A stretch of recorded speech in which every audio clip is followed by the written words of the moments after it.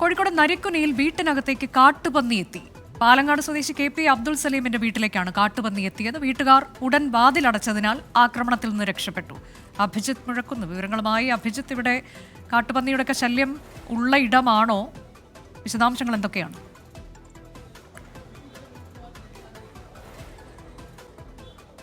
അനുജ, ഞെട്ടിപ്പിക്കുന്ന ദൃശ്യങ്ങളാണ് ഇത്. അക്ഷരാർത്ഥത്തിൽ തലനാരിഴയ്ക്ക് രക്ഷപ്പെട്ടു എന്ന് തന്നെ പറയാം. കോഴിക്കോട് നരിക്കുനി പാലങ്ങാട് ഇന്നലെ രാവിലെ നടന്ന സംഭവമാണിത്. തൻ്റെ വീടിൻ്റെ വരാന്തയിൽ പത്രം വായിച്ചിരിക്കുകയായിരുന്നു അബ്ദുൾ സലീം. അതിനിടയിലാണ് ഗേറ്റ് കടന്ന് കാട്ടുപന്നി വീടിനകത്തേക്ക് കുതിച്ചെത്തിയത്.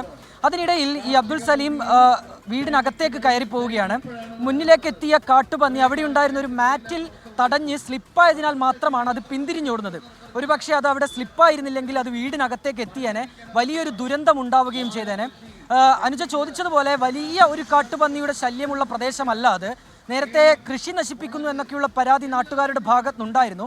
പക്ഷേ ഇങ്ങനെ ഈ രാവിലെയൊക്കെ ഈ വീടിനകത്തേക്കൊക്കെ കാട്ടുപന്നി എത്തുന്നതൊക്കെ ആദ്യ സംഭവമാണെന്ന് ഈ നാട്ടുകാരൊക്കെ പറയുന്നുണ്ട്. ഇത് നടക്കുന്നത് രാവിലെ 8 മണിയോടടുപ്പിച്ചാണ്. സ്കൂൾ കുട്ടികളൊക്കെ ആ സമയത്ത് അതിലൂടെ കടന്നു പോയിട്ടേ ഉള്ളൂ. നമുക്ക് ആ ദൃശ്യങ്ങളിൽ കാണാം, ഒരു ബസ് പോകുന്നുണ്ട്.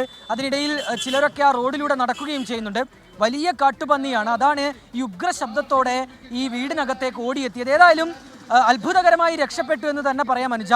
പക്ഷേ കാട്ടുപന്നിയുടെ ശല്യം ആ മേഖലയിൽ ഈ കൃഷി നശിപ്പിക്കുന്നതുമായി ബന്ധപ്പെട്ടൊക്കെ മുൻപുണ്ടായിട്ടുണ്ട്. പക്ഷേ ആദ്യമായിട്ടാണ് ഇങ്ങനെ ജനവാസ മേഖലയിലേക്ക് ഇങ്ങനെ വീടിനകത്തേക്കൊക്കെ ഒരു കാട്ടുപന്നി ഓടിക്കയറുന്ന ഒരു സാഹചര്യം ഉണ്ടായിട്ടുള്ളത്.